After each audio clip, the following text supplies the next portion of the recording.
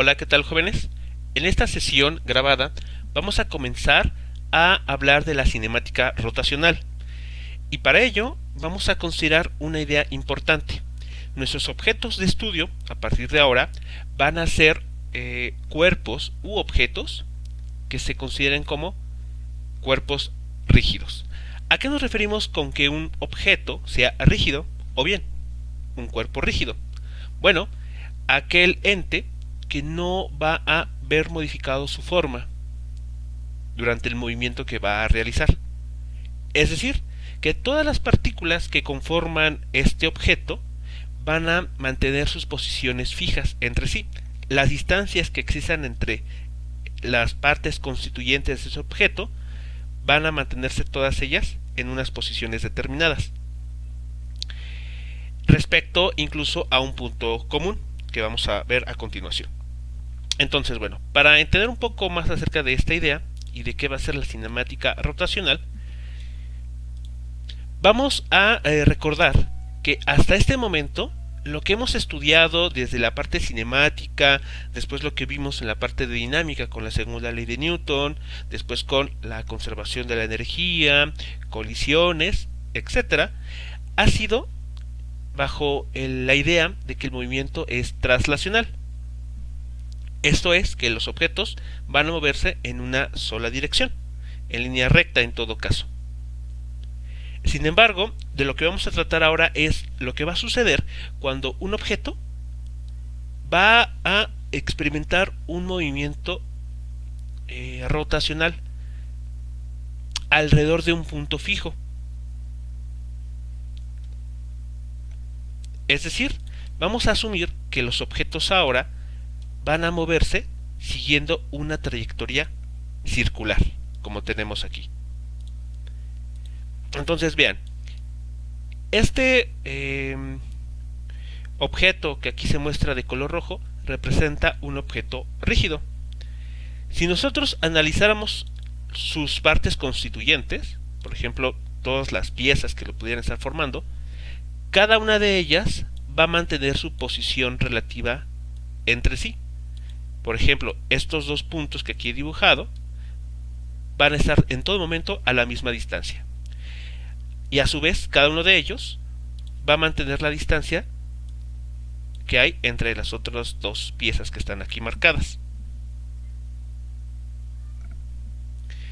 Y así, esto va a suceder siempre con cada elemento que nosotros consideremos como parte constituyente de este objeto marcado en color rojo.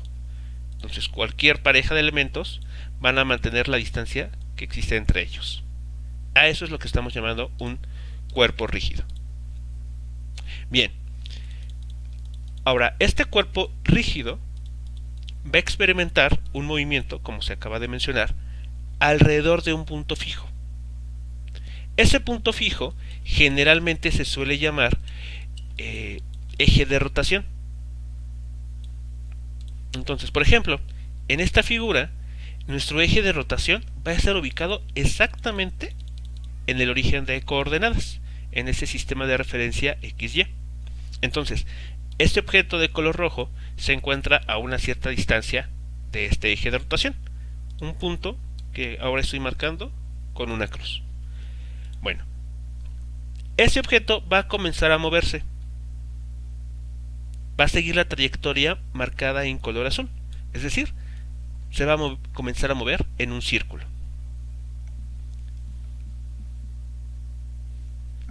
La manera en que nosotros vamos a identificar el movimiento en este tipo de objetos va a consistir en lo siguiente.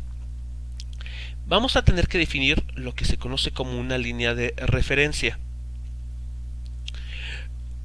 Cuando un objeto se mueve en línea recta, recordemos que nuestro punto de observación se suele tomar en el origen de coordenadas. Entonces, fijamos nuestro punto de observación en tal punto y las posiciones que experimente un objeto, si son hacia la derecha de este origen, van a tener un signo positivo. Van a ser desplazamientos con signo positivo. Si el objeto se mueve hacia la izquierda, de este punto en el eje X, vamos a considerar que las posiciones tienen un signo negativo. Pero ¿cómo damos una orientación? ¿No? ¿Cómo logramos tener esa misma idea en un movimiento rotacional? Bueno, para ello definimos justamente esta línea de referencia. Esta línea punteada de color blanco que cruza por este punto, esta cruz, que es nuestro eje de rotación, nos va a permitir a nosotros saber si el objeto está dando vueltas en un sentido horario o antihorario. Es decir, si se está moviendo a favor o en contra de las manecillas del reloj. En este caso, estamos asumiendo que este objeto rígido va a dar vueltas alrededor de este punto en un sentido antihorario, marcado por esta línea roja. Entonces, supongamos en esta situación. Al inicio del movimiento, el objeto se situaba en esta posición. Entonces, esta va a ser nuestra línea de referencia. Este va a ser nuestro valor 0. Eso significa entonces que, con relación al eje X positivo, nuestra línea de referencia está haciendo un ángulo θ 0. El movimiento comienza a ejecutarse, entonces el objeto que tenemos aquí comienza a dar vueltas, y podemos imaginarnos que en un siguiente instante de tiempo ubicamos al objeto en esta posición. O sea, ya ha girado hasta ubicarse en este punto. Como podemos ver, respecto a la línea de referencia que seleccionamos previamente, vemos que el ángulo en el que estaremos ubicando a este objeto con esta otra línea de color amarillo representa un mayor valor del ángulo θ. Entonces, ¿cómo vamos a saber que un objeto está dando vueltas o no? Mediante el ángulo que realice con relación al eje X positivo.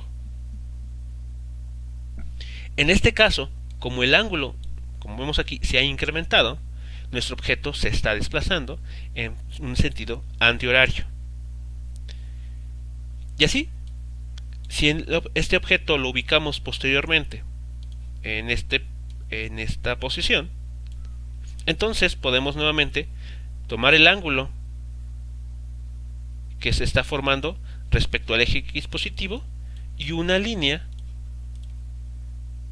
aquí auxiliar que esté anclada a este objeto. Esto evidentemente es una línea imaginaria, pero que nos sirve justamente para saber en qué posición alrededor de este círculo se estaría ubicando este objeto.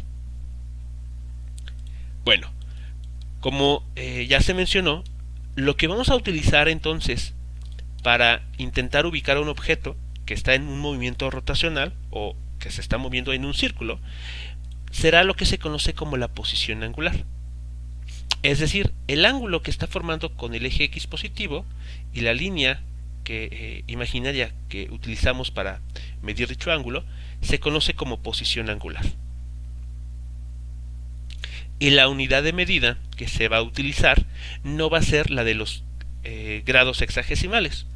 Es decir, cuando hagamos referencia a la posición angular de un objeto que está moviéndose alrededor de un círculo, vamos a utilizar los radianes. Esa va a ser la unidad de medida para la posición angular. Si en algún problema nos dan el valor en grado sexagesimal, nosotros tenemos que hacer el cambio de unidades para volver ese valor en grado sexagesimal y convertirlo a radianes.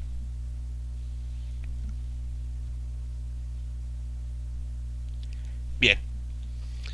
Ahora, cuando un objeto, como es en este caso que se ha mostrado, está dando vueltas en una trayectoria circular, también podemos definir lo que se va a conocer como el desplazamiento. ¿De qué manera se hace esto? ¿Cómo vamos a determinar el desplazamiento en un movimiento rotacional? Bueno, pues de manera análoga a lo que teníamos en el movimiento translacional. Eso significa entonces que el desplazamiento angular, que vamos a identificar como variación o cambio en la posición angular, se calcula simplemente tomando la posición angular final que adquiere este objeto en rotación en un determinado momento y le vamos a restar la posición angular que tuvo un instante antes.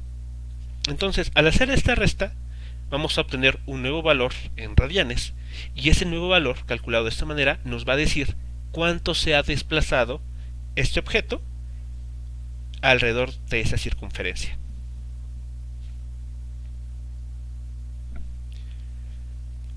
Entonces, por ejemplo, en el esquema que tenemos arriba,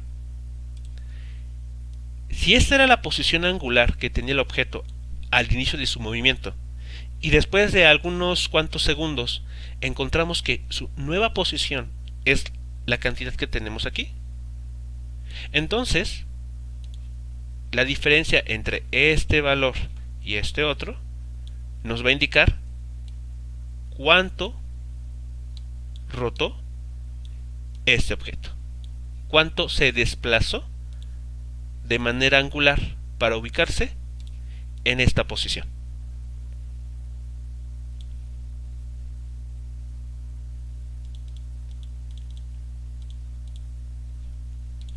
Bien, pues como podemos notar, el desplazamiento angular tiene la misma construcción que el desplazamiento que vimos en la parte de cinemática, que si recordamos, en aquel momento lo definíamos como un vector en que se calculaba tomando la posición final o posición 2 que adoptaba un objeto y a la que se restaba la posición inicial o posición 1 que tuvo ese objeto en algún momento previo.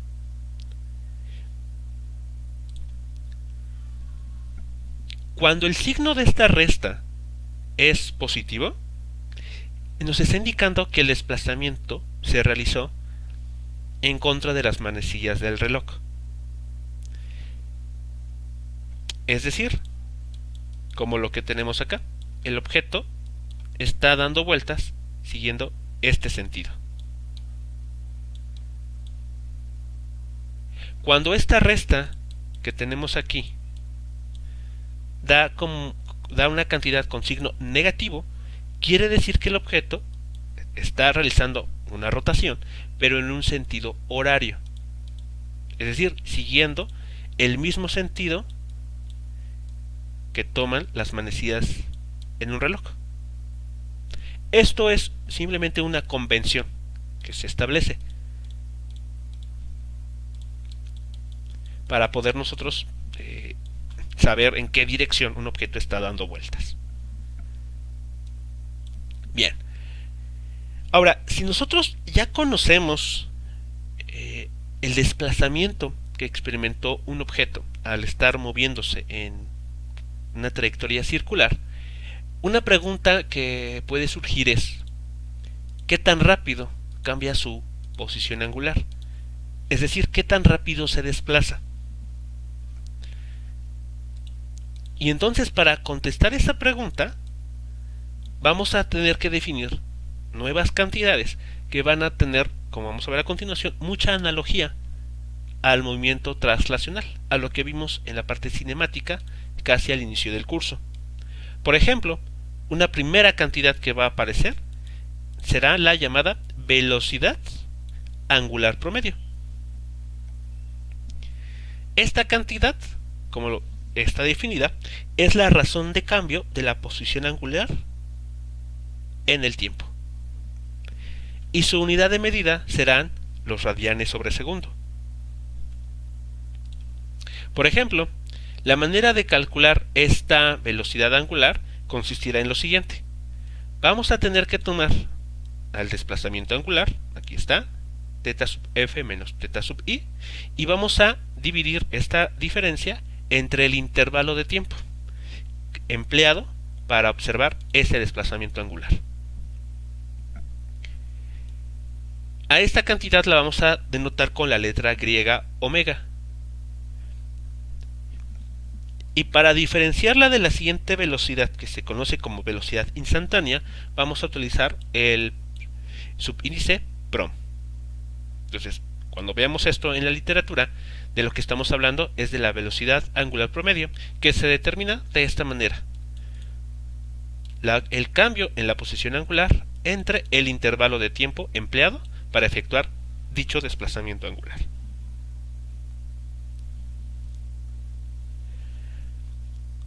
Esta cantidad también puede tener signo, positivo o negativo.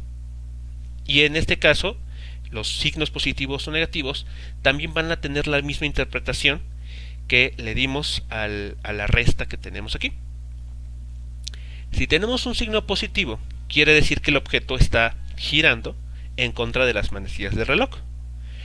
Si tiene un signo negativo, está girando a favor de las manecillas del reloj.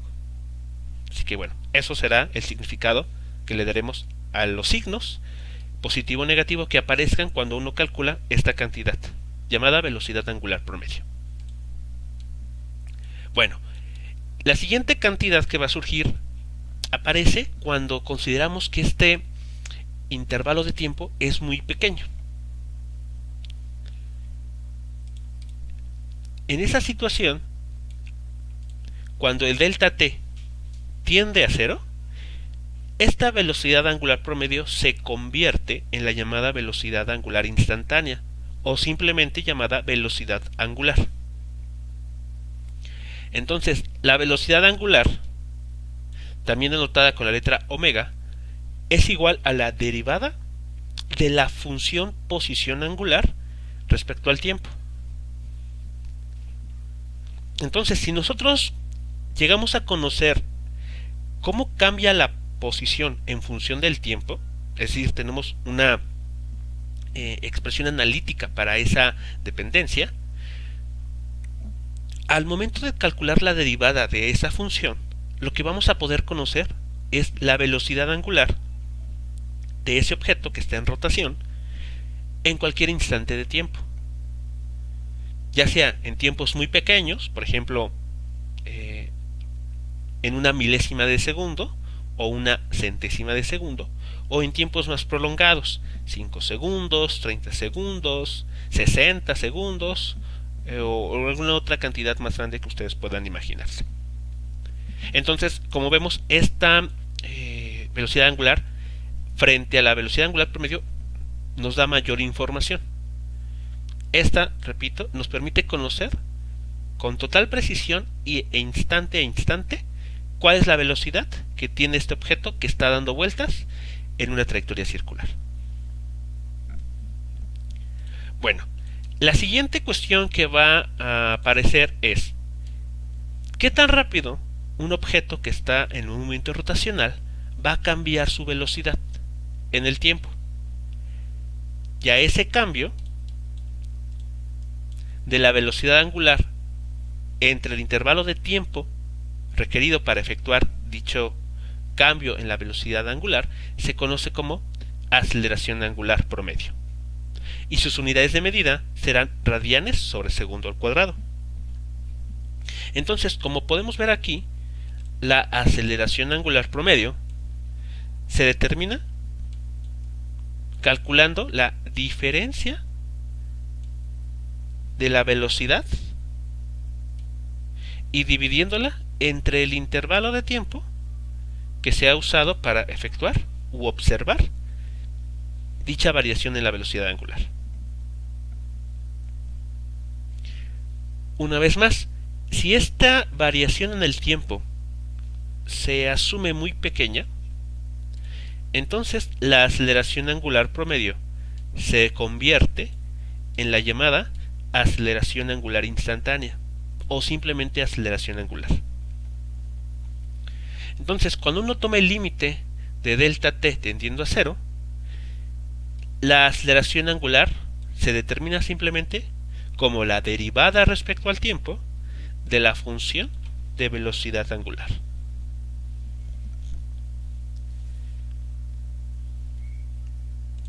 Entonces, en resumen, si nosotros tenemos presentes las cantidades vistas en cinemática, podemos identificar aquí una analogía, un parecido entre esas cantidades cinemáticas translacionales y esas cantidades cinemáticas rotacionales.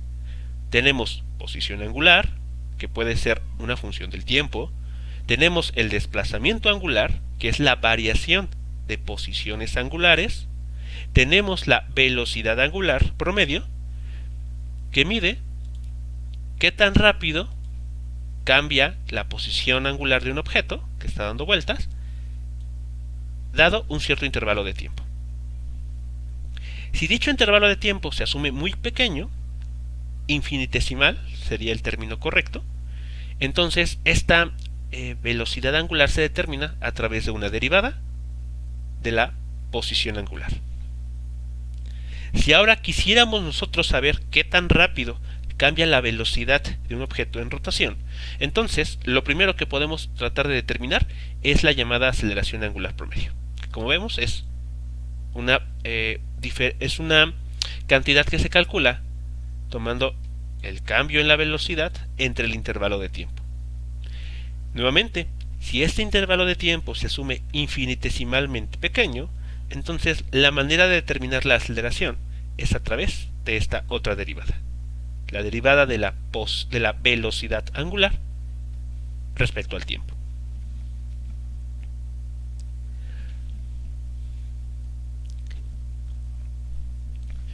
Bien, el parecido entre estas cantidades rotacionales o angulares, como también se les conoce, y las cantidades de cinemática que vimos al inicio del curso no termina ahí, sino que incluso puede ocurrir que un movimiento rotacional se presente con una aceleración constante.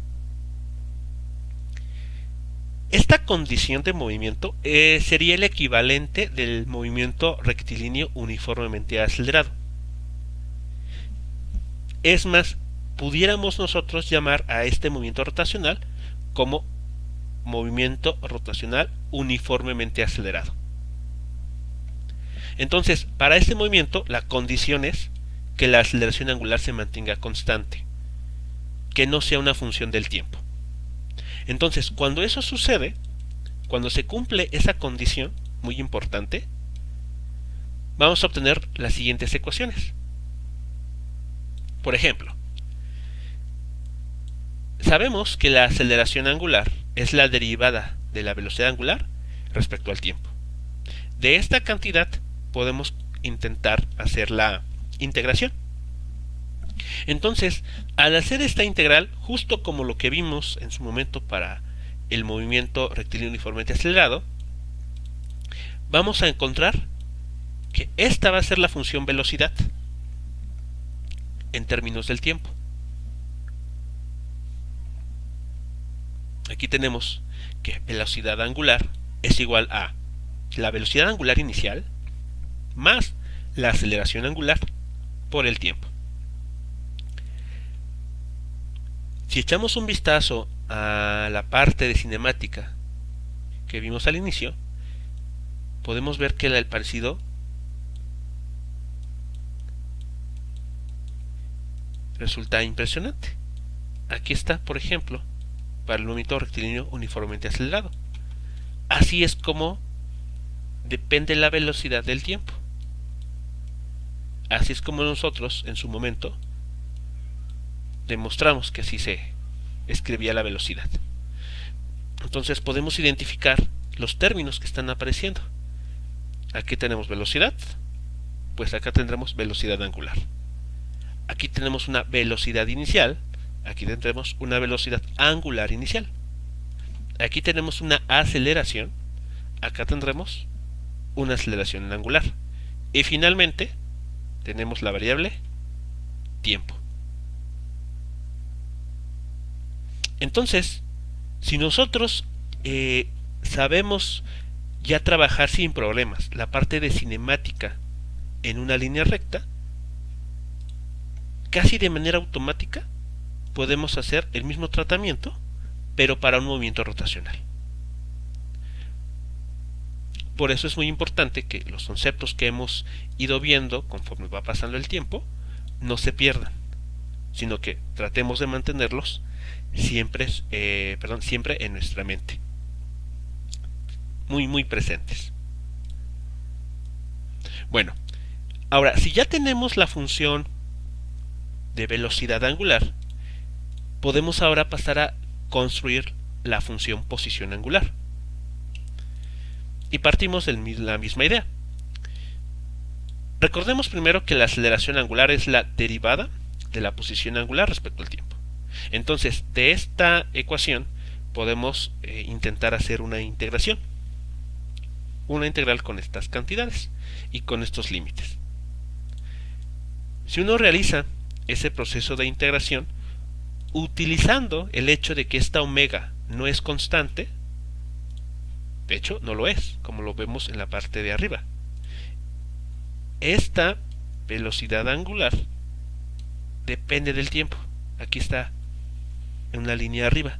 Entonces, si sustituimos esta expresión aquí y después se realiza la integral, asumiendo que esta cantidad es constante, porque es la velocidad que tenía el objeto al inicio de su movimiento, y eso ya no puede ser modificado, y que la aceleración angular es constante, porque es así nuestra idea inicial, o sea, de hecho, es lo que estamos viendo aquí, aceleración angular constante. Entonces, la ecuación para la posición angular adopta esta forma, esta estructura. Aquí vemos la posición angular como función del tiempo depende de la posición angular que tenía el objeto al inicio de su movimiento, la velocidad angular con la que se estaba desplazando al inicio y la aceleración angular con la que se está moviendo. Y aquí tenemos una dependencia cuadrática en el tiempo. Si recordamos la ecuación para la posición en el movimiento rectilíneo uniformemente acelerado, las semejanzas pueden llegar a sorprendernos una vez más. Entonces aquí tenemos la posición para una partícula que se mueve en línea recta depende de la posición inicial que tenía, la velocidad angular que tenía al inicio del movimiento, multiplicada por el tiempo, más un medio de la aceleración por el tiempo al cuadrado. Entonces podemos hacer la identificación uno a uno de los términos y notaremos que la expresión es exactamente la misma, con la diferencia evidente de que pues ahora esta ecuación que aquí estamos obteniendo la vamos a emplear para describir un movimiento rotacional, un movimiento alrededor de una trayectoria circular.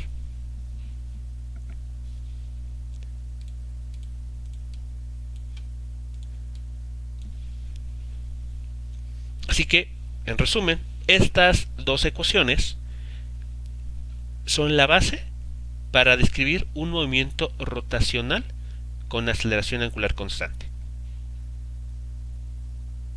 Si dado un problema que a ustedes les toque resolver, se tiene que la aceleración con la que ese objeto se está desplazando de manera angular o de manera rotacional no es constante, estas ecuaciones que tenemos mostrado ahora en pantalla no son válidas, no se pueden implementar para hacer análisis de ese problema. No se nos tiene que olvidar, estas dos ecuaciones solamente se tienen que utilizar cuando tenemos la certeza de que el movimiento que está realizando cierto objeto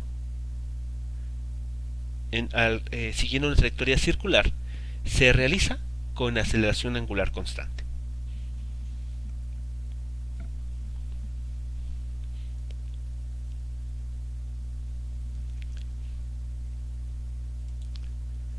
Bien, ahora, como vemos aquí, hay una semejanza para las cantidades angulares o rotacionales y las cantidades lineales, las que nos permiten describir un movimiento en línea recta. Bueno, esta semejanza no queda así simplemente en una mera curiosidad, sino que vamos a demostrar a continuación cuál es la relación explícita entre estas cantidades cinemáticas. Y para ello vamos a considerar el siguiente vector de posición para un objeto que se está moviendo en una trayectoria circular.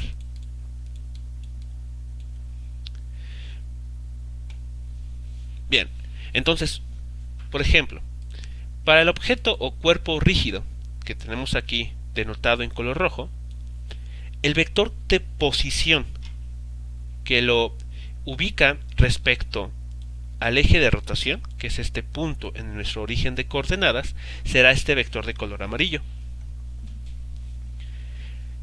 Como podemos notar, este vector de color amarillo, este vector de posición, va a tener siempre dos componentes. Una componente a lo largo del eje X y una componente a lo largo del eje Y.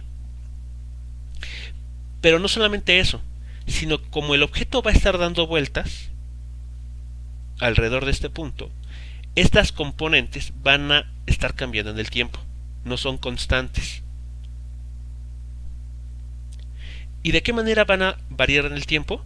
Pues dependiendo del ángulo que se forma entre este vector de posición y el eje X positivo.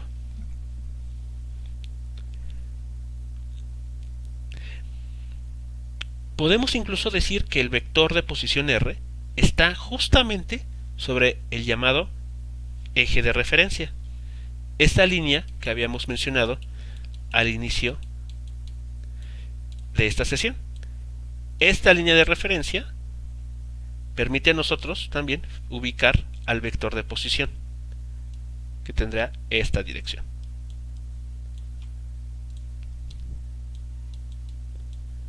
Entonces, cada vez que el objeto experimente una vuelta, el vector de posición va a estar cambiando también en el tiempo.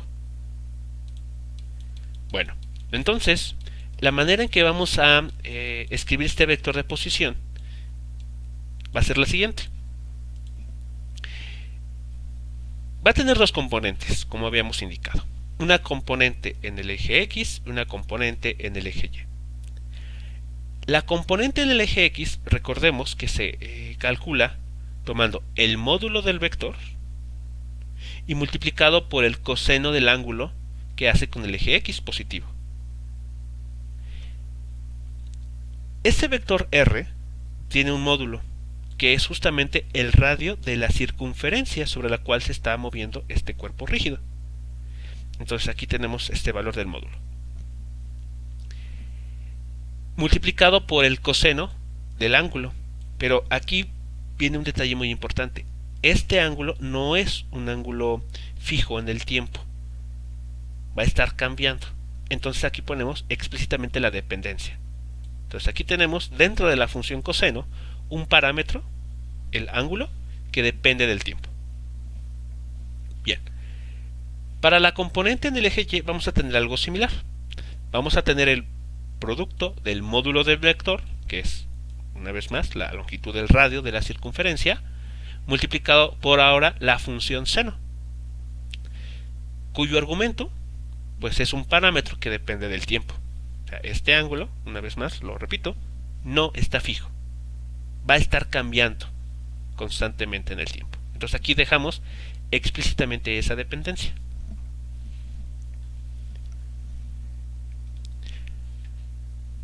Bueno, para este movimiento rotacional que estamos analizando, vamos a tener algo muy importante, que es que aunque la dirección de este vector de posición de color amarillo va a estar cambiando en el tiempo, su módulo va a ser constante. De hecho, si ustedes calculan el módulo de este vector, van a encontrarse con lo siguiente. Esta componente se va a elevar al cuadrado y se le va a sumar el cuadrado de esa otra componente.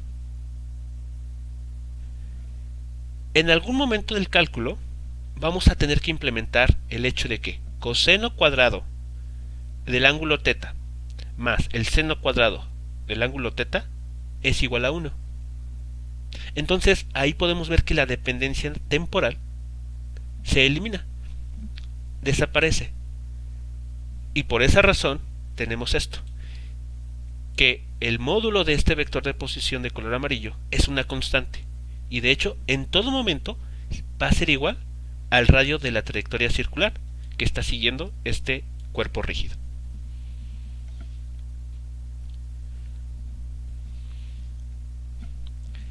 Bueno, ahora, ¿cómo determinamos la velocidad con la que esta partícula va a estarse moviendo? Bueno, pues, como sabemos, bastará con calcular la derivada de este vector posición.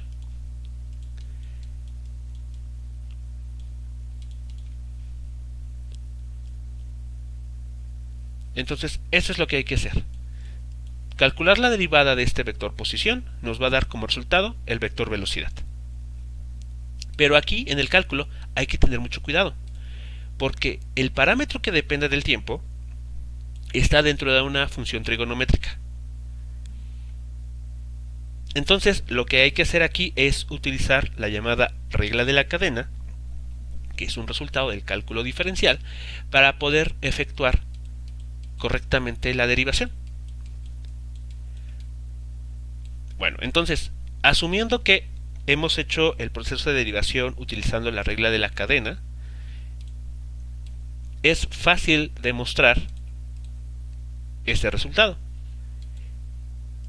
El vector velocidad va a tener dos componentes y esas componentes serán las que tenemos aquí. Menos r por la velocidad angular por la función seno de omega, perdón, de teta, que depende del tiempo. Esto en dirección y. Más el valor del radio de la trayectoria circular por la velocidad angular multiplicada por esta función trigonométrica cuyo parámetro depende del tiempo. Esto en dirección j.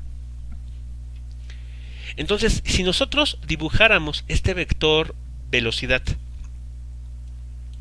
en nuestro dibujo del movimiento que está ejecutando este cuerpo rígido, lo que vamos a encontrar es que conforme este objeto va dando vueltas, este vector velocidad siempre se va a mantener tangente a la trayectoria circular.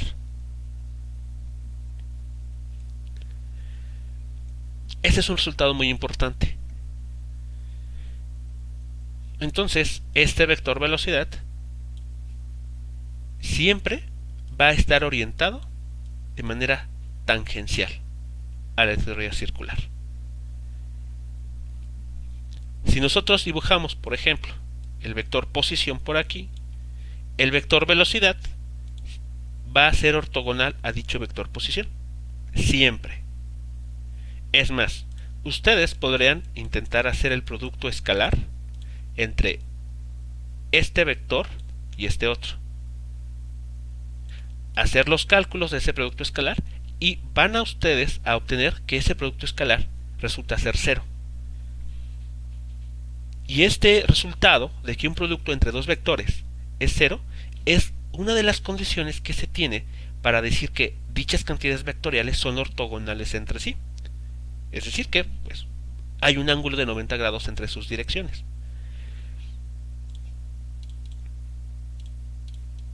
Así que bueno, ese es un detalle muy importante a recordar siempre. En un movimiento rotacional, el vector velocidad de la partícula en este movimiento circular siempre será tangente a la trayectoria circular que sigue dicho objeto. Ahora bien,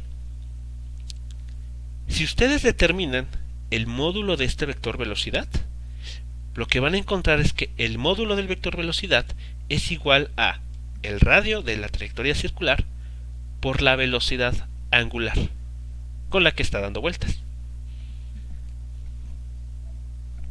Así que esta es la relación que podemos establecer entre una variable angular y una variable lineal.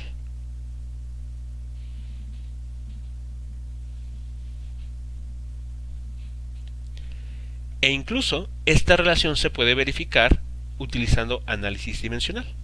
Por ejemplo, si nosotros calculamos las dimensiones del término de la izquierda, veremos que resulta longitud por tiempo a la menos 1. Si analizamos de manera dimensional el término de la derecha, r, al tratarse del radio de la circunferencia, evidentemente corresponde a una longitud. Omega, que es la velocidad angular, habíamos mencionado que sus unidades de medida son radianes sobre segundo. Entonces, esta cantidad física, esta variable omega, va a tener como dimensiones también t a la menos 1. Porque recordemos que los radianes son una cantidad adimensional. No cuentan para determinar las magnitudes físicas relacionadas. Entonces podemos verificar la igualdad. Así que esta cantidad que está aquí escrita es perfectamente válida, e incluso analizándola a través del análisis dimensional. Así que bueno, esta relación que estamos aquí obteniendo va a ser muy útil, porque justamente sirve como un puente entre las cantidades angulares y las cantidades lineales. Bien, para casi finalizar esta sesión, falta determinar la aceleración con la que esta partícula, este cuerpo rígido, va a estar dando vueltas. ¿Cómo determinamos esa aceleración? Pues tomando esta función velocidad y derivándola respecto al tiempo.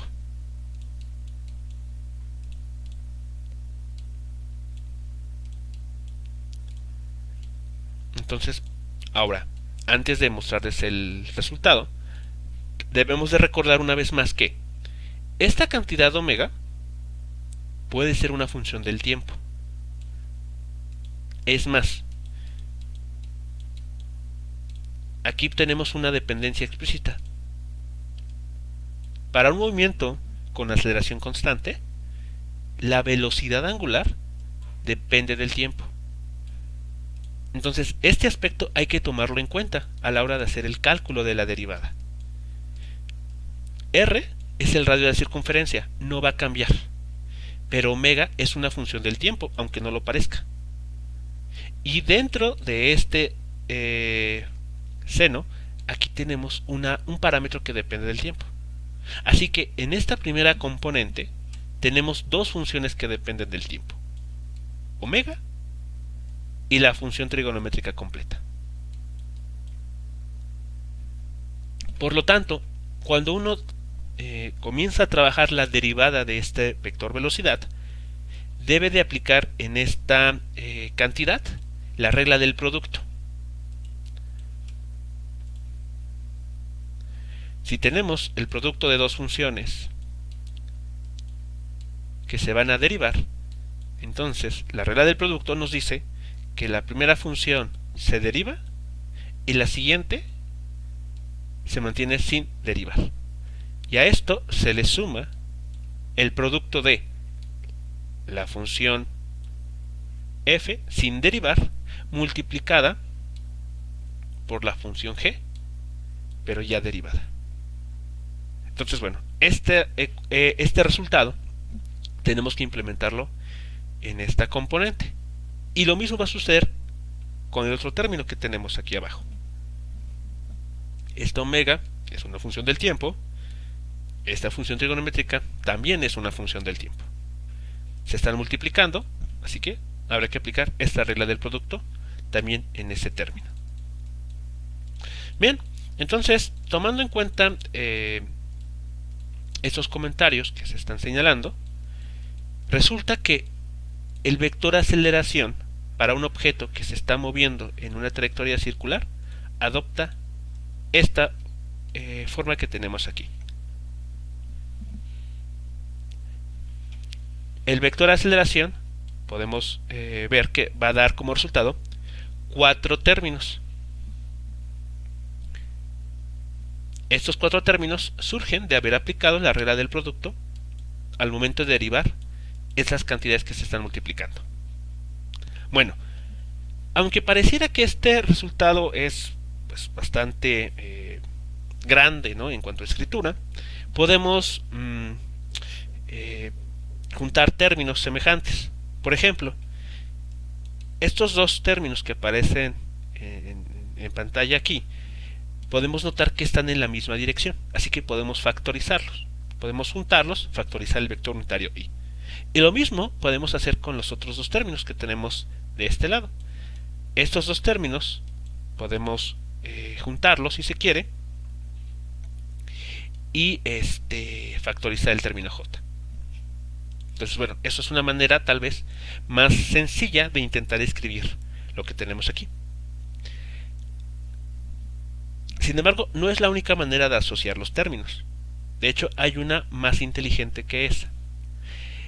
Notemos que estos dos términos que aparecen en esta primera línea tienen como factor común menos r por omega cuadrada. A pesar de que los vectores unitarios son distintos, tienen este factor en común. Entonces vamos a utilizar ese hecho como ventaja. Y los otros dos términos que tenemos abajo, podemos ver que tienen en común el término r por alfa, donde alfa es la aceleración angular. Entonces, igualmente, podemos juntar estos dos términos, factorizar el producto que se acaba de indicar, a pesar de que los vectores unitarios que tenemos aquí son distintos. Bueno, al hacer esta asociación de términos, vamos a obtener algo, un resultado muy importante. Algo que nosotros ya conocíamos, pero también nueva información sobre el movimiento rotacional. Bueno, ¿qué es lo que estaríamos viendo aquí? A los términos que tienen en común r por omega cuadrada, los vamos a poner juntos, como tenemos aquí, y nos va a dar un vector que se conoce como aceleración centrípeta. Es exactamente el mismo término que nosotros vimos cuando en su momento revisamos el movimiento circular. Solamente que aquí ya estamos encontrando la dependencia explícita de esta aceleración angular, esta aceleración centrípeta, en términos de la aceleración angular y de sus correspondientes componentes. Los otros términos que tienen en común R alfa se juntan y ellos permiten definir lo que se conoce como una aceleración tangencial.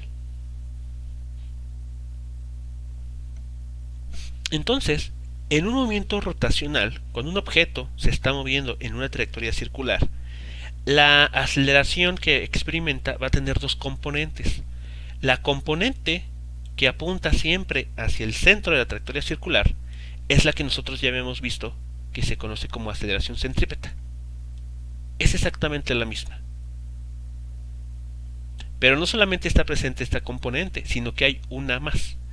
Es esta otra, la componente tangencial de la aceleración. Si nosotros sumamos vectorialmente estas cantidades, entonces el vector aceleración va a ser este vector en color blanco que tenemos aquí, que como vemos pues no está apuntando de manera tangencial, pero tampoco está apuntando de manera radial, sino que va a estar apuntando en un cuadrante distinto al de estos dos vectores, el AC y el A sub T.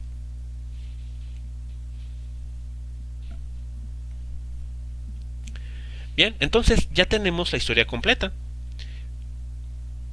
Cuando nosotros vimos por primera vez el movimiento rotacional y tratamos la aceleración angular, la aceleración centrípeta, solo teníamos la mitad de la historia, porque en su momento solamente estábamos trabajando con esta componente de la aceleración. Ahora, como estamos viendo ya el movimiento rotacional completo, resulta muy necesario que introduzcamos esta otra componente de la aceleración que estábamos omitiendo.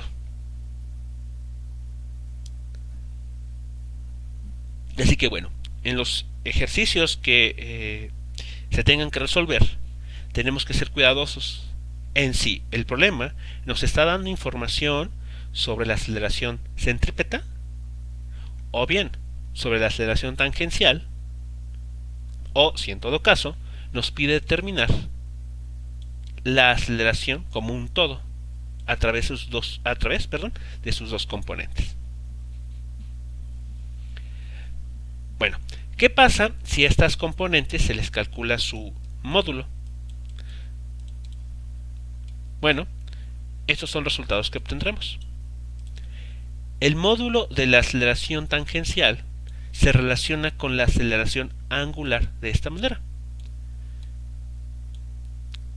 Multiplicando la aceleración angular por el radio de la circunferencia, obtenemos el valor del módulo de esta aceleración tangencial. ¿Qué pasa si calculamos el módulo de la aceleración centrípeta? Bueno, pues como vemos acá, el resultado que vamos a obtener es R por omega cuadrada. Pero hace unos minutos vimos que se tiene esta relación, que el módulo de la velocidad v es igual a el radio de la circunferencia por la velocidad angular. Entonces, si de esta ecuación despejamos omega y la sustituimos en esta otra, el resultado que obtenemos es este. Y si le echamos un vistazo a lo que vimos en su momento sobre el movimiento circular, esta es la ecuación que utilizábamos para determinar la aceleración angular. Perdón, la aceleración centrípeta. Así que esto que estamos viendo aquí lo podemos considerar como una demostración de ese resultado que estuvimos utilizando prácticamente basándonos en la fe, asumiendo que esa relación era cierta y que podíamos utilizarla. Bueno, en este momento estamos viendo de dónde viene esa relación. Así que bien, con toda esta descripción que hemos hecho hasta este momento, a través de unas derivadas de la función posición, de la función velocidad, hasta llegar a este punto, hemos obtenido las relaciones que se establecen para las cantidades angulares o rotacionales y las cantidades lineales.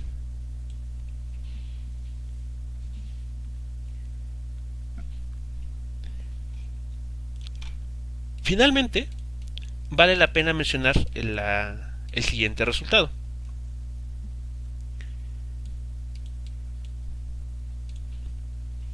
La velocidad angular se relaciona con otra cantidad física que se conoce como la frecuencia de rotación. La llamada frecuencia de rotación nos indica cuántas vueltas está completando un objeto por unidad de tiempo. Esta cantidad a veces se suele denotar como revoluciones por minuto.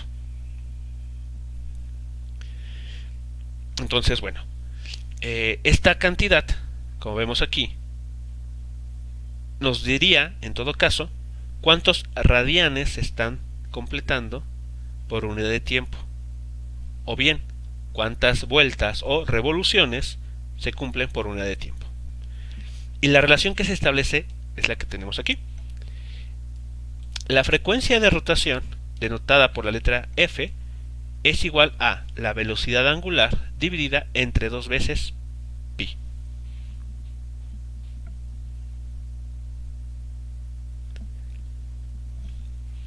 Así que si en algún determinado momento, en algún ejercicio o en alguna actividad nos dan como información las revoluciones por minuto que efectúa un objeto en rotación o una pieza de una maquinaria, lo que nosotros podemos hacer es utilizar esa información para poder convertirla a radianes por segundo y de ahí pues conocer algunas otras cantidades como las que hemos mencionado a lo largo de esta sesión, como la aceleración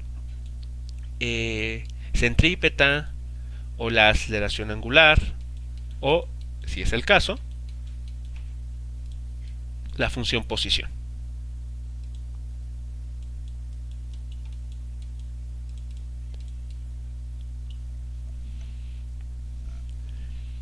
Bien, jóvenes, pues esto ha sido todo por esta sesión. En la siguiente ocasión vamos a realizar algunos ejercicios sencillos para que veamos cómo trabajar estas expresiones que hemos obtenido en esta sesión.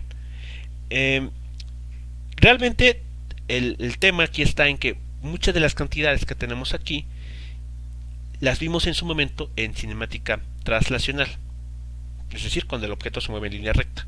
Así que mucho del análisis que podemos llegar a hacer aquí va a ser parecido a lo que hacíamos en aquel momento.